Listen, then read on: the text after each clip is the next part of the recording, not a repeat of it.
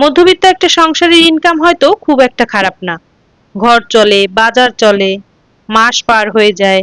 কিন্তু যাদের স্কুল কলেজে পড়ুয়া দুই তিনটা ছেলে মেয়ে আছে, তারাই জানে খরচটা কত নিঃশব্দে বেড়ে যায়। আজ বই, কাল কোচিং, পরশু কলেজ ফি, নতুন বছরে স্কুলে ভর্তি, খরচের লিস্ট ছোট হয় না কখনো। খরচগুলো আসে ধীরে কিন্তু থামে না কখনো। তাই অল্প টাকায় সংসার চালানো কিন্তু কোনো কিপটামি না, এটা ভবিষ্যতের জন্য দায়িত্বশীলতার সিদ্ধান্ত। তাই আজকে যদি ইনকামের সব টাকা শেষ করে ফেলেন, তাহলে দেখবেন সন্তানের প্রয়োজনের সামনে কাল আপনাকে মাথা নিচু করে থাকতে হবে। কিন্তু আজ যদি একটু কমে চলা যায়, একটু হিসেব করে চলা যায়, তাহলেই তৈরি হয় সঞ্চয়, যা সন্তানের স্বপ্নের পুঁজি।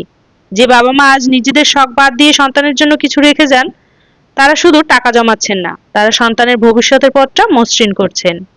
তাই আজকে আপনাদের সাথে শেয়ার করব কিভাবে মাত্র 4,000 টাকায় মাছ মাংস সহ এবং মুদি বাজার সবকিছু একসাথে কিনলাম, 4,000 টাকায় সারা মাস কমপ্লিট করলাম, তার A to Z. So hello everyone, good morning. কি অবস্থা, কেমন আছেন সবাই? আশা করছি যে যেখান থেকে আজকের ব্লগটি দেখছেন সকলে খুব ভালো আছেন।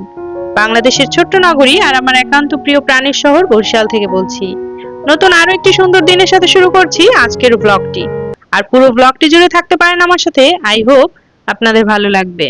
এই যে এখানে কিন্তু সারা মাসের বাজার নিয়ে এসেছি। এই যে এখানে 2 লিটার তেল আছে, তবে এই 2 লিটার তেলে কিন্তু আমার মাস শেষ হবে না। এখানে 2100 টাকার বাজার আছে। তো 2100 টাকার হচ্ছে মুদি বাজার, এরপর কিন্তু আরো 500 টাকার বাজার করব, এর জন্য কিন্তু টাকাটা রেখে দিয়েছি। তো আজকে আপনাদের হিসেব দেব কিভাবে মুদি বাজার, তারপর মাছ মাংস সবকিছু আর কি সারা মাসের 4,000 টাকার মধ্যে কমপ্লিট করেছি। তো এখানে কিন্তু টুথপেস্ট থেকে শুরু করে একদম সরিষার তেল, তারপর সব ধরনের টয়লেট্রিজ সবকিছুই আছে। আর ওই 2100 টাকার মধ্যে কিন্তু আবার এই সবজিগুলো না, ওটা কিন্তু আলাদা। তবে সব মিলিয়ে কিন্তু 4,000 টাকার বাজারই ছিল। তো এরপর হিসাবটা একটু পরে দিচ্ছি, তার আগে বলি এখানে এই যে রসুন কিন্তু, আদা রসুন এগুলো কিন্তু এখন খুব কম টাকায় পাওয়া যাচ্ছে। তো আমি কিন্তু এর আগের ব্লগ গুলোতেও বলেছিলাম, এখন আদা রসুনের দাম আর কি কম, তো আদা রসুনটা যদি এখন কিনে রাখি তাহলে কিন্তু প্রতি মাসে ওইটা কিনতে হয় না। তো এর জন্য কিন্তু একটু বেশি করে আদা রসুন এগুলো কিনে রেখেছি। তো এখানে কিন্তু আমার 2100 টাকার বাজারের মধ্যে এই বাদামটা কিন্তু 2100 টাকার বাজারের মধ্যে ছিল না। তো বাদামটা কিন্তু আলাদা এনেছি। বাদাম কিন্তু এখানে 85 টাকার আধা কেজি বাদাম ছিল। তো এই বাদামগুলো কিন্তু দেখা যায় অল্প টাকায় আপনার অনেকটা পুষ্টি চাহিদা আর কি পূরণ করছে।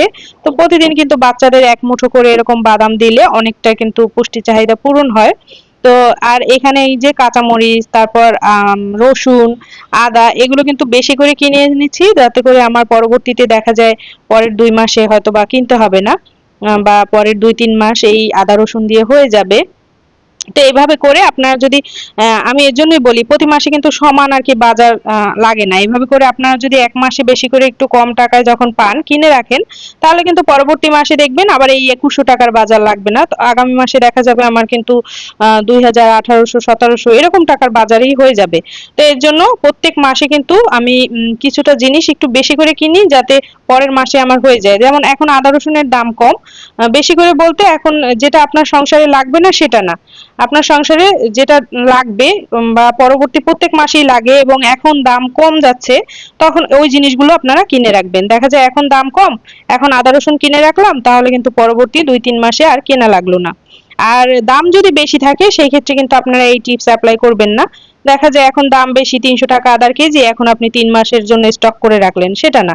আপনার হাতে টাকা থাকলেই যে আপনি বেশি টাকা যেটার দাম সেটা আপনি 2-3 মাসের জন্য স্টক করে রাখবেন, এই ভুলটা কখনো করবেন না, তাহলে কিন্তু টাকা আটকে যাবে। টাকা তখন কিন্তু সুন্দরভাবে জমাতে পারবেন না। যার জন্য যেটার দাম কম সেটাই আপনি কিনে একটু 2-3 মাসের জন্য রেখে দিবেন, তাহলে দেখবেন পরবর্তীতে মুদি বাজারের টাকার খরচটা কিন্তু আপনার কমে যাবে। তো এই তো এখানে কিন্তু তারপর বাজার ছিল, হুইল পাউডার ছিল, তারপর পোলার চাল ছিল, তারপর দুধ ছিল স্টারশিপ। স্টারশিপের এই দুধটা কিন্তু 350 টাকায় পাওয়া যায় এবং এটা কিন্তু চার কালারও খুব ভালো হয়। আর অনেকেই কিন্তু আছেন ডিপ্লোমা দুধ আমি আগে যেমন কিনতাম 450 টাকা, এখানে কিন্তু 100 টাকা লস হয়ে যায়। তো এর জন্য বুঝে যেটার দাম কম এবং মানে গুণগত মানও মোটামুটি ভালো, ওইটা কিন্তু আপনারা কিনে নিতে পারেন। আর এখানে হচ্ছে আমার মাছ মাংসের বাজার, মুদি বাজার তো যা করলাম দেখালাম। এখানে কিন্তু আমি একটা রুই মাছ কিনেছি 430 টাকা দিয়ে। আর হচ্ছে এই যে চিংড়ি, যে চিংড়িটা দিয়ে আমরা বড়া খাই বা অনেকে বালাচাও বানায়, অনেকে শুটকি বানায়, ওই চিংড়ি মাছটাও কিন্তু এখন কম দাম দেখলাম, 100 টাকা করে কেজি। তো ওটাও কিন্তু নিয়ে এসেছি 1 কেজি, যেহেতু এই চিংড়ি মাছের বড়াটা কিন্তু আমার মেয়ে অনেক পছন্দ করে। তো এর জন্য রুই মাছ, চিংড়ি মাছ, আর এখানে হচ্ছে 1 কেজি শিং মাছ 300 টাকার। তো আপনারা ভাববেন না যে এই মাছ দিয়ে আর কি পুরো মাস করব। এরপর কিন্তু আমি আরো কিছু টাকা মাছের জন্য পরের দেখা যায় 10 দিন বা 1 সপ্তাহ মাছের টাকা রেখে দেব। আর এখানে কিন্তু মুরগি আছে, এখানে মুরগি কিনেছি, একটা ব্রয়লার মুরগি আর একটা হচ্ছে কক মুরগি। সব মিলে কিন্তু এখানে 3610 টাকার বাজার ছিল। তো এই যে পাশে হিসাবটা দিয়ে দিলাম, 2100 টাকার হচ্ছে মুদি বাজার, 430 টাকার হচ্ছে রুই মাছ, 300 টাকার হচ্ছে শিং মাছ, 330 টাকার ব্রয়লার মুরগি, আর 450 টাকার হচ্ছে একটা কক মুরগি। আর 100 টাকার এখানে ছিল চিংড়ি মাছ, মানে 3710 টাকার বাকি, বা 290 টাকা বাকি টাকাটা আর কি রেখে দিব আমি এখানে তেল কেনার জন্য, শেষে আর 1 লিটার তেল লাগতে পারে। তো এই হচ্ছে হিসাব। এখন আপনারা বলতে পারেন, আপু তোমার সংসারের হিসাব কেন আমাদের দিচ্ছ? আপু, আমি আপনাদের এই কারণে আমার সংসারের প্রত্যেক মাসের বাজারটা শেয়ার করি, যাতে করে আপনারা বুঝেন যে এভাবেও সংসার চালানো যায়। কত কম টাকায় আমরা সংসার চালিয়ে সুন্দরভাবে চালাচ্ছি আর কি, ম্যানেজ করছি। আর হাজবেন্ডের ইনকাম যেমনই থাকুক, কারো হাজবেন্ড বেশি ইনকাম করে, কারো হাজবেন্ড হয়তো বা কম ইনকাম করে। তো মধ্যবিত্ত একটা সংসারে কিন্তু মোটামুটি ইনকামটা থাকে, কিন্তু তারপরও ইনকাম ভালো থাকলেই যে আপনি সব টাকা খরচ করবেন, ব্যাপারটা কিন্তু এমন না হয় যেন। আপনার আজকে ইনকাম বেশি, আপনার আজকে খরচ হয়তো কম, কিন্তু আস্তে আস্তে বাচ্চারা যত বড় হবে আপনার সংসারের খরচটা কিন্তু বেড়ে যাবে। তাই আপনি আগে থেকেই সংসারের খরচটা বাড়ার আগেই আপনি ইনকামের আর একটা পথ উপায় করে রাখবেন। যত টাকা জমাবেন তত কিন্তু ইনকামের পথ আপনার তৈরি হবে। দেখা যাবে ওই টাকাই সঞ্চয় করে ওটার দিয়েই একটা আপনি কিন্তু টাকা আসতে থাকবে। টাকাটা এমনভাবে ইনভেস্ট করে রাখবেন যাতে ওই জমানো টাকা থেকে আপনার সন্তানরা বড় হওয়ার সাথে সাথে আপনার ইনকামটা বাড়তে থাকে। তো এই হচ্ছে বিষয়। এই জন্য বলি যে ইনকাম যেমনই থাকুক এখন থেকেই জমানোর চেষ্টা করুন। আপনি জীবনের বা সংসারের যে পর্যায়ে থাকুন, আপনার ইনকাম বেশি হলেই যে বেশি খরচ করবেন এমন যেন না হয়। ইনকাম থেকে সবসময় জমানোর চেষ্টা করুন। তো এই হচ্ছে আজকের ভিডিও। আজকে এই ভিডিওটা শেয়ার করলাম যাতে আপনারা বুঝেন কম টাকায় সংসার চালিয়েও কত সুন্দরভাবে সবকিছু ম্যানেজ করা যায়। তবে এই মুহূর্তে যারা ভিডিওটি দেখছেন তারা দয়া করে যদি ভিডিওটি ভালো লাগে তাহলে ভালো লাগার জায়গা থেকে একটা লাইক দিবেন। আর যেসব আপুরা নতুন আছেন তারা যদি আমার চ্যানেল আজকে নতুন ভিজিট করে থাকেন তাহলে চ্যানেলটি কিন্তু সাবস্ক্রাইব করে আমার ছোট্ট চ্যানেলটি পাশে থেকে যেতে পারেন, এবং লাইকটা অবশ্যই একটু মনে করে দিয়ে যাবেন। আপনার একটা লাইকের মাধ্যমে ভিডিওটি কিন্তু আরো কিছু সংখ্যক মানুষের কাছে পৌঁছে যায়, যার ফলে কিন্তু আমার ভিডিওর ভিউজ একটু বাড়তে পারে, এবং আমার ভিডিও দেখে কিছু মানুষ হয়তো উপকৃত হতে পারে। এছাড়াও কিন্তু গত ভিডিওতে অনেক আপুরা অনেক সুন্দর সুন্দর কমেন্ট করেছেন আমার বাসাটা নিয়ে আর কি। তো আমার ছোট্ট বাসাটা কিন্তু আপনারা অনেক বেশি পছন্দ করেছেন, এর জন্য কিন্তু আপনাদের অসংখ্য অসংখ্য ধন্যবাদ। আর আমার বাসাটা ছোট্ট এই কারণে বলি, যেহেতু বাচ্চারা এখন বড় হচ্ছে এই জন্য কিন্তু বাসাটা আমার ছোট হয়ে যাচ্ছে। এই বাসাটা কিন্তু 2 জনের জন্য বা 3 জনের জন্য এনাফ ছিল। যখন আমার ছেলেটা হলো তখন কিন্তু এখন মনে হচ্ছে বাসাটা ছোট। তো অনেকেই হয়তোবা ভিডিওতে বুঝতে পারেন না, তো বলেন আপু যতটুকু আছো ততটুকু নিয়েই হ্যাপি থাকো। হ্যাঁ আপু, আসলেই আমি যতটুকু আছি ততটুকু নিয়েই হ্যাপি, অনেকের হয়তোবা তাও নেই। তো এই কারণে আমার যতটুকু আছে ততটুকু নিয়েই হ্যাপি। তবে বাচ্চারা যত বড় হচ্ছে তখন তো মনে হচ্ছে যে আরেকটু থাকলে বাচ্চাদের জন্য একটু ভালো হতো। দেখা যায় আমরা যখন হাঁটাচলা করি তখন এইখানে ওখানে বাবুরা কিন্তু টাক খেতেই থাকে, তো ব্যথা পেতেই থাকে আর কি, আসবাবপত্র অনুযায়ী বাসাটা এত ছোট। তো এই কারণে কিন্তু এখানে ওইখানে ব্যথা ট্যাথা পেতেই থাকে, যার কারণে কিন্তু মনে হয় যে ইস, বাসাটা যদি আর একটু বড় হতো তাহলে হয়তো বা বাচ্চাগুলো এমন করে ব্যথা পেত না। দেখা যায় বাচ্চাদের খেলার জন্য, হাঁটা চলা দৌড়োদৌড়ির জন্য কিন্তু একটু জায়গা লাগে। ওরা হয়তো বা বড় হয়ে গেলে আমার এই কষ্টটা থাকবে না, বা আমার যদি আর একটা কোনো ব্যবস্থা হয় বড় জায়গার, তাহলে হয়তো বা এই কষ্টটা থাকবে না। তো যেমনই হোক, জীবন যেভাবেই চালাই আপনাদের সাথে কিন্তু সবটাই শেয়ার করব। তো এই যে এখানে কিন্তু আমি এরপর বাজারগুলো গুছিয়ে রাখছিলাম, আর এখানে এই পেস্টের সাথে একটা ব্রাশ পেয়েছি, যেটা পেয়ে আমার ছেলে তো মহা খুশি। সে বলতেছে যে তার 3টা ব্রাশ হয়ে গেছে। তো যাই হোক, আমার গত মাসের বাজারও কিন্তু এই যে তিব্বতের একটা বল সাবান ছিল, তারপর কিন্তু এই মাসে যেহেতু 2টা লাগবে ওই জন্য নিয়ে আসছি, পরবর্তী মাসে দেখা যায় হয়তো বা একটা কম আনবো। তো প্রত্যেক মাসে কিন্তু আমি বাজার চেক করে আনি, তারপরও যেটা লাগে সেটা আনি, যাতে করে পরের মাসে আমার একটু কম আনলেও চলে।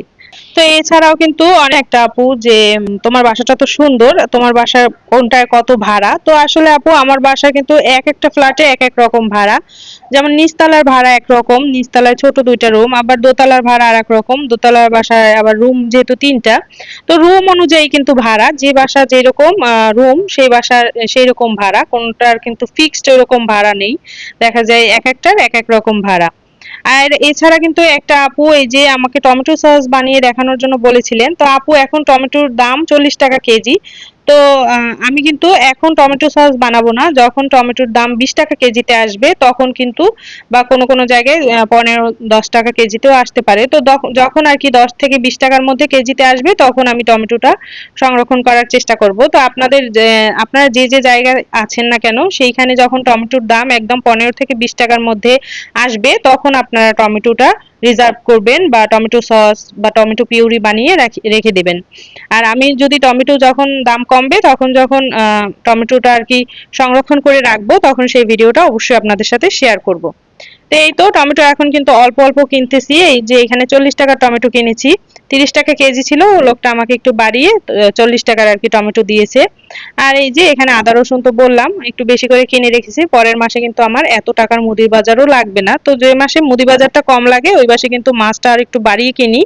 তো দেখা যায় মাছ বা মাংস তখন কিন্তু আর একটু বাড়িয়ে কেনা হয়। তো এছাড়া কিন্তু অনেক আপুরা আমাকে বলেন আমি সবজির জন্য কেন আলাদা বাজেট ধরি না, আসলে আমি এমন ভাবে আমার খাবার রুটিনটা সাজাই যেখানে মাছ মাংস প্রতিদিনই থাকে, মাছ বা মাংস বা ডিম, সাথে একটা পাতলা ডাল, আর সেই সাথে কিন্তু সবজিটা খুব কম লাগে। কোনো কোনো সংসারে কিন্তু আবার হয়তোবা সবজিটা বেশি লাগে, এক এক সংসারের চাহিদা এক এক রকম। আমার সংসারে যেরকম লাগে আপনাদের সংসারেও যে সেরকম লাগবে এমন কোনো কথা নেই, আপনারা আপনাদের চাহিদা অনুযায়ী আপনাদের লিস্টটা আপনাদের মতো করে সুন্দরভাবে তৈরি করে বাজেট করে নেবেন। তো এই যে এখানে কিন্তু আমি আমার বাজারের লিস্টটাও দেখিয়ে দিলাম, এখানে কিন্তু এই বাজারগুলো আমি 2100 টাকায় এনেছি। অনেক আপুরা বলতে পারেন 10 কেজি চালে হয়, হ্যাঁ আপু আমাদের 10 কেজি চালে হয়ে যায় এবং থেকেও যায়, যেহেতু আমি পোলার চাল সাথে আনি।